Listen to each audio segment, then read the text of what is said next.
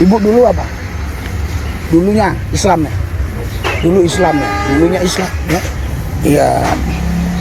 Sepertinya ini hampir semua ya?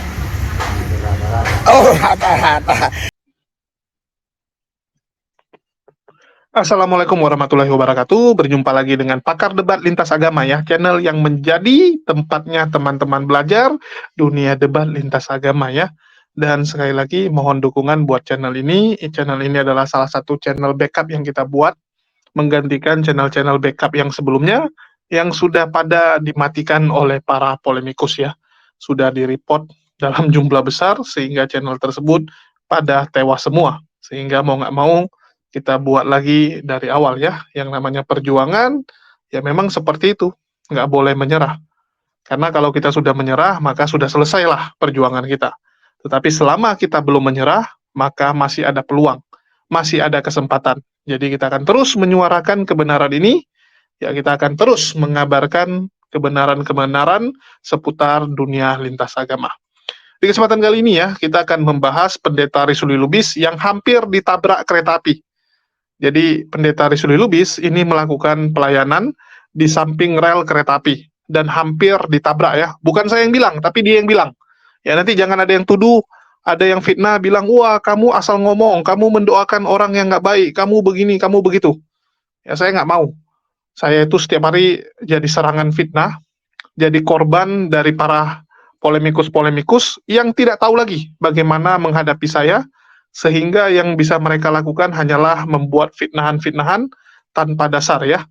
Jadi di sini saya tunjukkan dulu, ini channelnya polemikus atau Pendeta M3 ya, metanoia.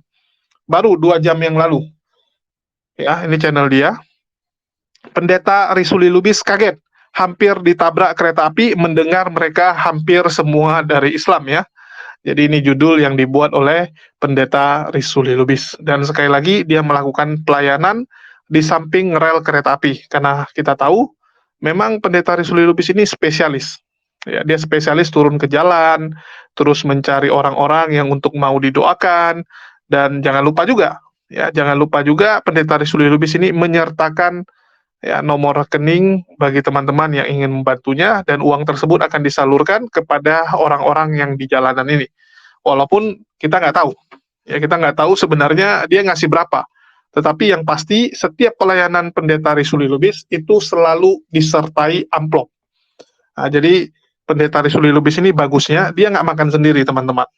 Kalau yang lain ya kayak si anak durhaka, si Kuman itu kan dia minta donasi, terus dia bilang kita akan bantu murtadin, tapi nggak pernah kita lihat ada murtadin yang dia bantu. Nah itu kan dia makan sendiri ya, mending dari awal dia bilang untuk dia, daripada dia jual nama murtadin, tetapi uangnya untuk dia, walaupun dia sendiri mengaku murtadin kan gitu. Kalau Pendeta Risuli Lubis, dia langsung to the point, ya dari dulu dia bilang bantu pelayanan dia, dan dia nggak pernah bilang, oh uang ini akan saya salurkan kepada fakir miskin, akan saya bantu kepada orang-orang yang kesusahan. Enggak, itu kan inisiatif dia. Dan dia nggak pernah menjual nama fakir miskin ini ya. Dia nggak pernah jual, cuman dia tampilkan. Dia nggak pernah ngomong bahwa uang tersebut untuk mereka. Tetapi ya Risuli Lubis menampilkan lewat video saja. Lewat video bahwa dia ada memberi, ada membantu orang-orang ini. Walaupun kita nggak tahu nilainya berapa. Tetapi dengan mata kepala kita sendiri melihat bahwa memang ada bantuan yang disalurkan oleh Pendeta Risuli Lubis kepada orang-orang ini. Itu kita harus mengakuinya. Ya, kita harus akui. Cuman kadang-kadang yang kita sesali adalah tambahan-tambahan statement bumbu kecapnya ini. Nanti dibilang mereka ini dari Islam lah, mereka ini dulunya Islam lah, begitu ya. Selalu ada nama Islam yang dijual. Padahal yang kemarin aja itu dia bilang 90% itu Islam, padahal kenyataannya banyak yang Kristen. Dari video dia yang lain, ya mengungkapkan bahwa itu Kristen. Ya, dan ya seperti biasa Risuli Lubis, ya kualitasnya ya begitu aja. Tapi nggak apa-apa lah, kita tonton dulu ya. Nggak usah kita banyak kali ngomong dulu. Kita tonton dulu bagaimana kelucuan dari pendeta tersebut. Ibadah ya. Ya. Nyanyi kita nyanyi ya, ibadah ya. Ibadah. Tahu lagu ya, kuduskan ya. Nah, kuduskan tempat ini untuk kami berdoa. Pak, cedek Pak, cedek Pak, ya, cedek Pak. Nah, ya, jadi Ibrani 10:25 bilang, jangan menjauhkan diri dari pertemuan-pertemuan ibadah yang biasa dilakukan berapa orang, tapi hendaklah semakin giat lakukannya menjelang hari Tuhan yang semakin dekat. Jadi saat ini kita lihat kan, dunia ini nggak ada kepastian, ya kan? Kita harus bisa mengenal siapa Tuhan itu ya, karena firman Tuhan bilang begini Pak ya, saya akan bacakan Pak ya. Firman Tuhan bilang umatku binasa karena mereka tidak mengenal Tuhan ya. Jadi orang kalau nggak kenal Tuhan itu binasa ya. Di sini di Hosea dikatakan begini Pak ya, saya akan bacakannya. Hosea pasal 4 ya Pak, saya bacakan di sini ya. Haleluya, haleluya. Iya, saya akan bacakan Hosea 4 ayat 6. Umatku binasa karena tidak mengenal Allah. Karena engkaulah yang menolak pengenalan itu, maka aku menolak engkau menjadi imamku. Dan karena engkau melupakan pengajaranku, pengajaran Allahku, maka aku juga akan melupakan anak-anakmu. Jadi ingat Pak ya, Bu, Pak ingat di sini ya. Di sini dikatakan umatku binasa. Binasa itu artinya masuk neraka. Masuk neraka. Binasa masuk neraka. Nah, terus kenapa masuk neraka? Nggak kenal Tuhan. Ya. Kalau Nggak kenal Tuhan. Masuk neraka kalau nggak kenal Tuhan. Iya, ya. Terus di sini dikatakan kenapa nggak kenal Tuhan? Bukan Tuhan yang nggak mau kenalkan dirinya. Tuhan Allah yang roh, yang gaib udah datang. Dia bilang, akulah Mesias, akulah air hidup. Ya kan? Kalau kau minum air Yakub, kau haus minum air daripada kau itu namanya. Akulah pokok anggur yang ngomong Yesus. Kalau kamu tinggal dalam aku, kamu berbuah. Yesus Tuhan.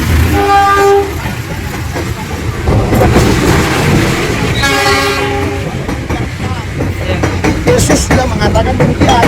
Yesus sudah datang. Tidak kan? ya, Ya, tolak ya orang. Tolak oleh orang Yahudi. Tolak oleh orang Romawi. Malah fitnah Yesus ini mengajarkan ajaran salah. Padahal Yesus ini penuh kasih. Iya kan? Saya kemari karena mengasihi Bapak. Karena Yesus, ya. Kalau nggak karena Yesus ngapain saya jauh-jauh? Ya, api panas-panas ya. Iya, karena Yesus. Nah, jadi Yesus ditolak oleh mereka, akan dibunuh, disalibkan. Tapi mereka nggak tahu bahwa yang disalibkan itu bukan roh Allahnya, nggak bisa mati. Karena Yohanes 4 ayat 24 Allah roh. Jadi Allah yang roh di dalam Yesus itu nggak mati. Manusia Yesus itu Efesus 2 di situ dikatakan sebagai manusia dia mati. Efesus 2:16. Nah, roh Allah nggak mati. Roh bisa mati nggak Pak? Roh bisa mati nggak? enggak. Enggak ya? Iya. Roh ibu bisa mati nggak? Enggak. Tubuh ibu bisa mati nggak? Iya. Bedanya, Pak, ini bapaknya agak paham. Kalau roh bapak, ya bapak mati, rohnya tinggalin bapak dong.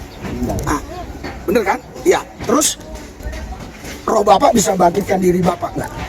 Nggak bisa. Tapi roh Allah bisa nggak? Bisa. Jadi Yesus itu roh Allah itu Pak. Iya. Mati surga ya.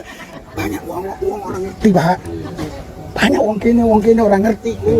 Makanya bilang, masuk Tuhan mati, masuk Allah mati. Terus kalau Tuhan mati siapa yang bangkitkan Tuhan? Tuhan nggak mati, Allah nggak mati. Iya. Yang mati itu adalah manusia Yesus itu Pak. Iya. Paham ya? Paham ya? Nah, jadi eneng 4 roh yo. Ingat Pak ya, ada roh Allah, roh Allah, Gusti. Ada roh manusia, kita roh manusia Pak. Nah, ada roh namanya roh malaikat. Ada roh setan. Nah, 4, cuma 4. Kalau bilang ada kuntilanak, ada gundruwo, ada itu mah sebutan doang. Itu setan-setan juga Pak. Nah, setan-setan juga. Rombongannya. Iya, rombongannya. Nah, jadi bedanya Yesus enggak, saya sudah tahu di sini. Yesus bedanya Pak, dia itu Pak bukan dari benih sperma, bukan benihnya Yusuf Pak. Orang Yusuf ya Maria orang bersetubuh Pak. Nah, terus malaikat datang, kau akan mengandung. Hah? Mana bisa? Besok kau mengandung roh Allah, roh kudus. Ya kan? Kau akan mengandung roh kudus, roh Allah. Nah, terus Yesus dia punya rohnya roh Allah. Makanya waktu disalib dia mati, yang bangkitkan siapa Pak? Yang bangkitkan siapa? Yang bangkitkan Tuhan Yesus di ibu ini, roh Yesus itu sendiri. Haleluya. Wah, ibu dulu dari Muslim. Iya, luar biasa. Banyak yang dari Muslim ini ya. Ibu juga ya. Oh iya. Wah, luar biasa. Jadi roh Allah bangkitkan Yesus itu sendiri, roh Yesus itu sendiri. Kalau kita nggak bisa bangkitkan diri kita. Iya. Sekarang saya tanya, Bapak ini yang agak cerdas. Pak, ya kan? Kalau manusia seperti saya punya roh Allah nih, kan katanya yang percaya Yesus diurapi Roh Kudus nih dari Allah. Iya. Boleh disembah nggak Pak manusia? Nggak boleh. Kenapa Pak? Dajjal. Karena Pak ada dua roh Pak. Saya punya roh manusia. Ya. Jadi ini Pak saya kasih contoh Pak ya. Ini roh Allah ya. Ini Pak ya. Nah, ini roh manusia. Ini roh manusia adalah. Ini roh Allah. Saya punya roh manusia, saya punya roh Allah Pak. Yesus nggak punya roh manusia Pak. Jadi kita nggak boleh mempersekutukan Tuhan. Kenapa? Karena yang di dalam Yesus itu nggak ada roh lain, cuma roh Allah. Sedangkan di dalam saya, walaupun saya terima Yesus sebagai Tuhan dan Juru Selamat, ada roh manusianya. Nah, makanya kalau Bapak sembah saya berarti ada menyembah dua roh itu, roh Lubis, roh Yesus itu lah. Iya. Makanya Yesus itu layak disembah. Yesus katakan amin. Amin. Layak disembah. Karena dia roh Allah itu sendiri yang datang menjelma menjadi manusia. Tapi orang tanya gini Pak, orang tanya gini Pak, masuk manusia tebus dosa manusia. Pak, kalau Bapak sayang sama saya, ya saya banyak dosa, Bapak bilang saya tebuslah dosanya Bapak ini, saya mati, bisa nggak Pak? Bapak, nggak bisa, kenapa Pak? Kan beda. Ya kenapa Pak? Karena catatannya masing-masing. Oh iya, karena catatannya masing-masing, terus Bapak yang mau nebus juga ada dosanya. Iya. Kalau ngutang bisa ditebus. Iya, kenapa Pak? Yesus bisa nebus Pak? Kenapa Pak? Karena Allah itu sendiri. Karena Yesus itu ya kudus, ya kan? Roma 3:23, semua manusia sudah jatuh di dalam dosa.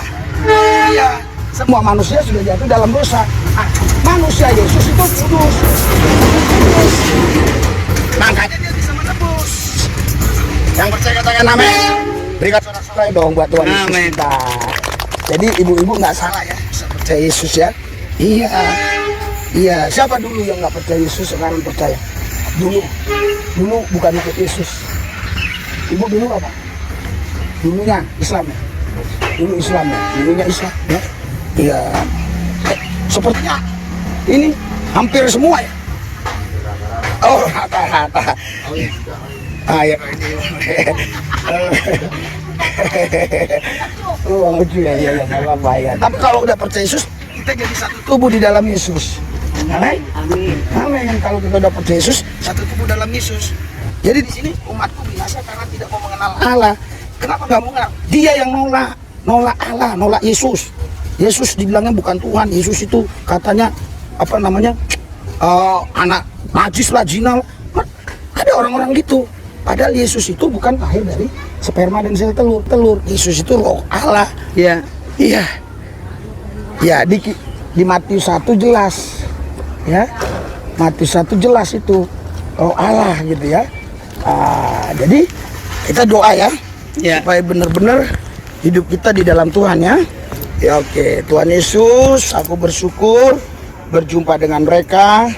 Aku sudah bagikan yang terbaik. Amin. Biarlah mereka hidup di dalam Yesus dan melayani Tuhan sampai selama-lamanya. Terima kasih Tuhan Yesus. Yang percaya katakan amin. Amin. Ya oke ya. Makasih ya. Salam ya. Kami ya. Amin. Bu, Tuhan berkati Bu. Tuhan berkati, Tuhan berkati, Tuhan berkati. Wong piro iki? 1 2 3 4 5 6 7 8 9 banyak. Oh iya. Tenang Bu, tenang Bu, tenang Bu ya. Ya tenang. Wartegnya nutup. Tenang. Tuhan Yesus baik. Tuhan Yesus baik. Amin. Tuhan Yesus baik. Tuhan Yesus baik. Jangan, nggak ada lagi Bu ya. Nggak ada lagi, saya udah hitung. Ini pas, lihat nih, pas nih. Pas ya. Pas. Yang tadi yang ikut pesta yang ikut Oh ya ini tinggal satu ya wis. Ya. Ya. Ya, foto dulu, foto gini. Ya, teman-teman sudah lihat ya, ini videonya. Dan kali ini kameramennya sudah 2 ya. Jadi saya suka memperhatikan yang hal-hal aneh. Ya, kalau orang lain suka memperhatikan yang istilahnya yang jadi topik utama, kalau saya suka hal-hal sepele sebenarnya, karena dari hal-hal sepele itu banyak fakta bisa terungkap. Yang pertama, kameramennya jadi 2 orang nih kawan-kawan. Ya, kalau teman-teman lihat, ini kameramen pertama, seorang perempuan. Ya, jadi yang perempuan ini kameramen juga, kalian lihat. Ya, dia yang merekam ini ya, pakai HP. Saya nggak tahu ini siapa, apakah ini istrinya Pendeta Risuli Lubis? Ya, kuat dugaan ini istri Pendeta Risuli Lubis. Ya, karena ada juga thumbnail yang dia nabok istrinya tuh ya. Ada dulu thumbnail dia tabok istrinya yang terkenal, yang viral. Terus kalau yang satu lagi yang shooting ini adalah anaknya. Jadi kalian bisa lihat, ini sudut dari yang perempuan tadi. Ya, jadi yang perempuan tadi ngerekam juga, yang ngerekam ini anaknya Risuli Lubis, ini Risuli Lubis. Nah, jadi kameranya di depan dan di belakang ya, samping dan samping satu lagi. Keren juga gitu. Jadi sekarang kameramennya sudah ada 2 orang. Tetapi kalau kita lihat dari kualitas gambarnya, yang ini kurang bagus. Ya, yang ini kurang bagus artinya kamera si perempuan kurang bagus, sedangkan kamera anaknya cenderung lebih bagus. Ya, cenderung perangkatnya lebih bagus. Nih lihat ya. Lucu. Ini hampir ditabrak ya. Apa nggak ada tempat lain gitu? Tapi masih jauh kok nih dari kereta api. Aman. Orang-orang yang tinggal di kereta api udah biasa. Udah biasa mereka kalau jaraknya itu segini dari tempat tinggal mereka, rumah mereka ya. Bahkan banyak itu orang-orang yang tinggalnya di pinggir rel, itu rumahnya itu cuman jaraknya mungkin cuman 1,5-2 meter. Ya cuman 2 meter dari kereta api. Jadi apakah Risuli Lubis hampir ditabrak? Ya enggak sebenarnya sih. Ya, karena masih jauh. Hampir dengan kena itu beda jauh kawan-kawan. Hampir menang sama menang beda jauh. Ya, kalau cuman hampir ya enggak gitu. Hampir juara padahal enggak juara. Kata hampir itu ambigu soalnya. Kata hampir itu terlalu luas. Ya, terlalu luas artinya. Dan saya nggak tahu ya, ini sudah cukup lama padahal gereja samping rel ini diperjuangkan oleh Pendeta Risuli Lubis, tapi entah kenapa sampai detik ini belum berdiri juga. Kemarin itu pernah dibangun dengan tenda, ya dengan tenda seadanya, terus Pendeta Risuli Lubis bilang, jangan lupa bantu mereka punya perjuangan supaya bisa dirikan gereja, tapi kok sampai detik ini belum berdiri juga gerejanya. Saya nggak tahu apakah memang nggak ada yang donasi, atau memang karena ini nggak diperbolehkan ya, mendirikan gereja atau bangunan di samping kereta api atau di tanah milik PT KA, karena ini jelas ya, kalau kita lihat, kan peraturannya berapa meter dari rel itu pasti milik PT Kereta Api Indonesia, tanah PT KAI. Apakah karena itu tanah ilegal sehingga nggak boleh bangun, atau karena nggak ada dananya? Kalau memang ada dananya tapi masalah izin ya mungkin dibangun di tempat lain saja. Mungkin beli tanah di depan atau di mana ya, saya nggak tahu. Karena setahu saya harusnya gampang. Yang pertama, Pendeta Risuli Lubis ini kan pendeta besar, jumlah pengikutnya banyak. Ya, jumlah pengikutnya ini sangat banyak sehingga harusnya gampang bagi seorang Risuli Lubis membangun gereja atau menggalang donasi. Karena itu sudah mau setahun setahu saya ya. Kalau nggak salah sudah mau setahun proyek gereja Murtadin samping rel kereta api. Itu kan dia bangun dalam rangka ingin mengkudeta. Ya, dulu dia ingin mengkudeta posisi Saifuddin Ibrahim sebagai pemimpin gereja Murtadin. Nah, karena nama gerejanya nanti Murtadin juga. Dia akan buat gereja Murtadin karena dia bilang kan ini banyak orang-orang yang Kristen ini dulunya dari Islam. Bahkan dia tulis hampir semua dari Islam. Hampir semua ini kan artinya udah mayoritas gitu. Mayoritasnya dari Islam. Artinya nama Murtadin itu ya pantas disandangkan ke mereka kalau nanti gerejanya berdiri. Nah, dia ingin kudeta Saifuddin dulu ya, karena Saifuddin sekarang sudah nggak di Indonesia. Terus yang kedua, masalah dana ini saya nggak tahu, karena setahu saya harusnya kencang. Bagi polemikus, mengumpulkan dana adalah satu hal yang paling gampang. Cuman masalahnya kalau kita bicara kejujuran, nah ini yang kadang-kadang susah ya. Kalau kita bicara kejujuran di antara polemikus kan yang sering kita dapati adalah bagaimana mereka berlomba-lomba demi kepentingan pribadi. Kalau disuruh bangun rumah pribadi, ya perbaiki mobil pribadi, beli mobil pribadi, itu cepat. Dalam waktu sekejap bisa terkumpul dananya. Jadi kalau yang bicara umat memang ya agak lambat lah. Selalu terkendala gitu. Nah, tapi ya sudahlah, mau gimana lagi ya. Itulah kenyataannya kalau kita cuma bagian memberitakan, kita cuma menampilkan bahwa Pendeta Rusuli Lubis sedang pelayanan kembali di pinggir rel kereta api. Ya, jadi masalah ini lokasinya di mana kita juga nggak tahu. Ada orang yang nanya, Bang ini di mana gitu kan? Jujur ya, sampai detik ini kita masih mencari teman-teman. Kalau ada yang tahu infonya ini di mana, orang-orangnya siapa, mana tahu kalian tandai mukanya kan? Oh ini memang sering mangkal depan toko saya, depan kantor saya atau apa gitu kan? Nah, kasih tahulah informasi ini di mana, karena kami juga ingin kunjungi. Jujur ya, kami ingin sekali mengunjungi orang-orang yang didatangi nih Rusuli Lubis. Karena kami mau nanya gitu, ya, apa saja yang disampaikan, ya, apakah di luar video ada lagi yang disampaikan? Karena takutnya kalau di live ya, di videonya dia nggak ngomong aneh-aneh, tapi selesai rekam bisa jadi kan gitu kan, dia jelasin, oh Islam tuh begini, Islam tuh begini, gini. Kita mau tahu, ya kita pengen tahu, jadi kita lacak juga sih sebenarnya. Ya kita sangat ingin turun ke sana untuk ngecek, nah, karena kan lebih bagus gitu daripada kita ngomong nggak ada data, nggak ada bukti, ya kita harus turun ke lapangan. Seperti yang dibilang sama Rusuli Lubis gitu kan, ada berita apa, ya udah turun ke TKP, kita cek, kita cari tahu kebenarannya. Ya walaupun repot, tapi lebih bagus seperti itu daripada nanti kita asal ngomong. Nah, jadi kalau ada info ini di mana, kabari ya. Kemarin kita ngecek itu di depan Roxy. Jadi depan Roxy itu kan daerah yang agak lumayan apalah ya, lumayan kumuh, terus kereta api lewat, ternyata bukan di situ. Ya, ternyata bukan daerah sana. Terus kita ada cari juga daerah yang dekat yang daerah narkotikanya besar juga situ ya, dekat Kemayoran sana. Ya naik ke atas mau ke Tanjung Priuk. Ya kemarin diajak juga ke sana. Rupanya bukan juga. Kita sampai ngecek bangunan yang ada di video Rusuli Lubis. Belum kita temukan. Ya, belum kita temukan yang dia waktu itu pelayanan di sana, mau bangun gereja di sana ya.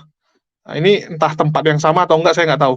Ya, kalau kita lihat nih beda nampaknya, karena yang di sana tuh banyak rumah, yang di sini kan nggak ada rumahnya, cuma tembok. Nah, kita masih cari-cari ya. Jadi itu sih yang mau saya sampaikan. Makasih buat teman-teman semua yang udah nyimak. Kalau ada informasi kabari saja lewat kolom komentar. Ya, tapi yang pasti ya, soalnya lumayan capek untuk nyurvei tempat gitu di Jakarta. Jadi kalau bisa informasinya yang A1 lah, jangan informasi D10, D30 seperti informasi yang ada di channel Polemikus. Ya jangan, kalau bisa akurat. Mungkin itu aja yang bisa saya sampaikan. Makasih buat teman-teman semua. Di akhir kata saya ucapkan wassalamualaikum warahmatullahi wabarakatuh. Sampai jumpa di lain kesempatan.